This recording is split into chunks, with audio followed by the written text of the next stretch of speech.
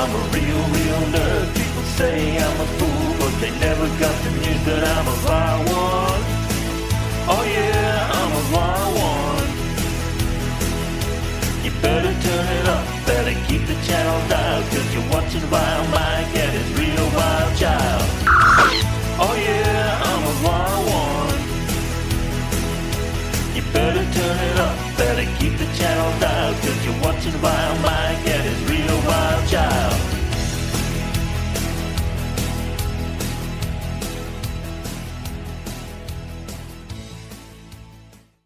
Howdy folks, it's VileMike here, and with me is the phaser enthusiast herself, Katty Night. At least you didn't make me sound like a spawn of Satan that time. What up, peoples? I'm Katty Night. This week we watched the Star Trek original series episode, I'm trying to record. This week we watched the Star Trek original series episode, Tomorrow is Yesterday. Dad, wait. Are we sure this is a Star Trek episode? This looks more like some old-timey military show. Oh, wait, never mind. And already we get the Q credits. After the credits, we get an explanation of what the hell is going on. The ship got caught in the gravity of a black star. You mean a black hole? Yeah, they meant black hole, but when this episode was written, that was not the generally accepted term. Lame. Well, the United States has launched a fighter to intercept the UFO, which is, of course, the Starship Enterprise. Kirk orders a tractor beam on it, but the fighter breaks up under the strain, so they're forced to beam him aboard. Kirk meets the guy, and dramatic lighting is dramatic.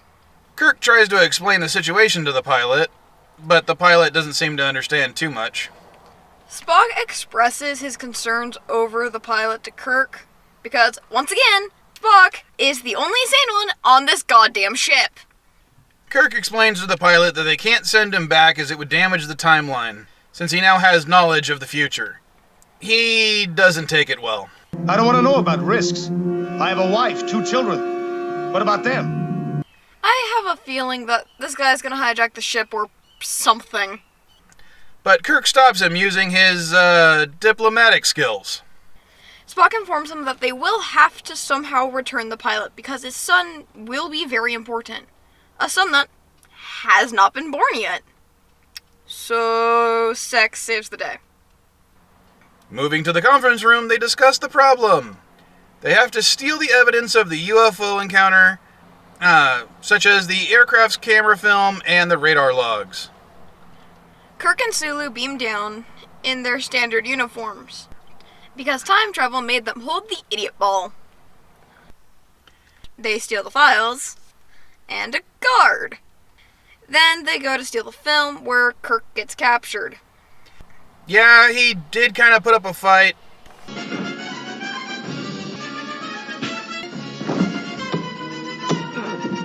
But fortunately, Sulu got away via the transporter.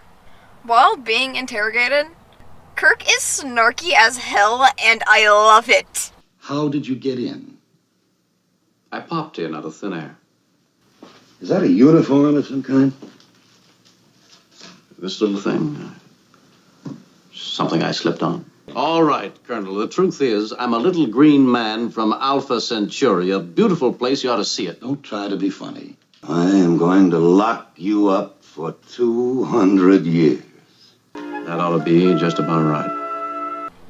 Spock plans a rescue mission, and since the pilot knows the base where Kirk is being held, he finagles his way on the mission, where, after they get to Kirk, he betrays them. Curse your sudden but inevitable betrayal.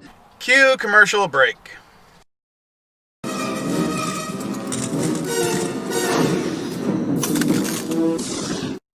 Avoid super battle droids, but not the super deals at SD GameSwap. Links in the description. After the commercial break, Spock sneaks around the pilot and takes him out with a nerve pitch takedown. After they return to the Enterprise, Scotty's fixed the ship, and Spock has calculated how to do a slingshot around the sun to return to their own time. Okay, I have no idea what just happened. They go back into the past, beam the pilot back into himself before he saw the ship? And the ship's not there, then do the same thing to the guard before he spots Kirk and Sulu and continue on into the future? How the hell does this work? Alright, to be honest, I have no friggin' idea. While the slingshot around the sun is used again, everything else does not make sense with how time travel works, or the transporters for that matter, for the rest of the series. Chalk it down to a bit of early installment weirdness.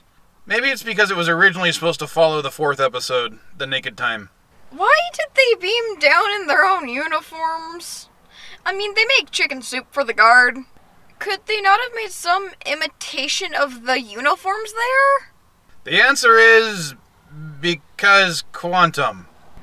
Also, we cannot forget the fact that this episode basically confirms that Kirk is married to his ship.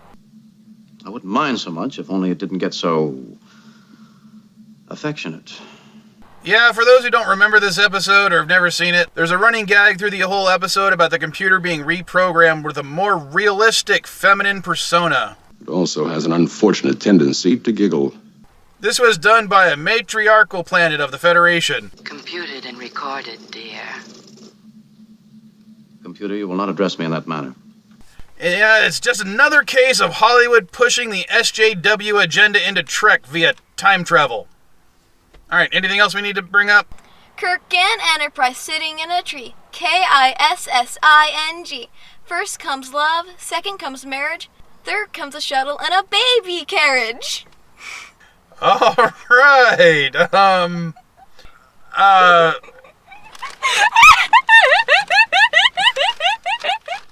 Anyways, I think you broke me on that one. Anyways, don't forget, like, comment, and subscribe, and hey, ring that bell if YouTube actually decides to work one day. Bye-bye! Later, folkses. You're gonna have to do that line again. Which line? The whole thing of the bird was crowing the entire time. Still crowing. F***ing bird! Oh, pray 5. Alright. Shut up, bird!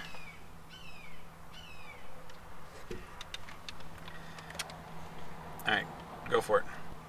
In sickbay, Spock informs them that they will have...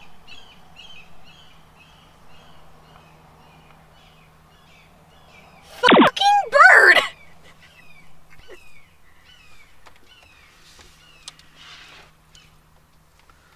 This is gonna be a bitch to edit.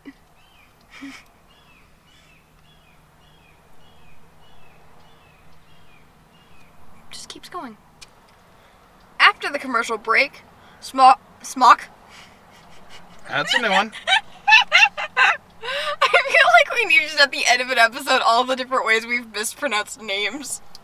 This makes me wonder if Kirk wants to fuck his ship. No, we're not saying that in the episode. Sorry. That's what my brain just went to.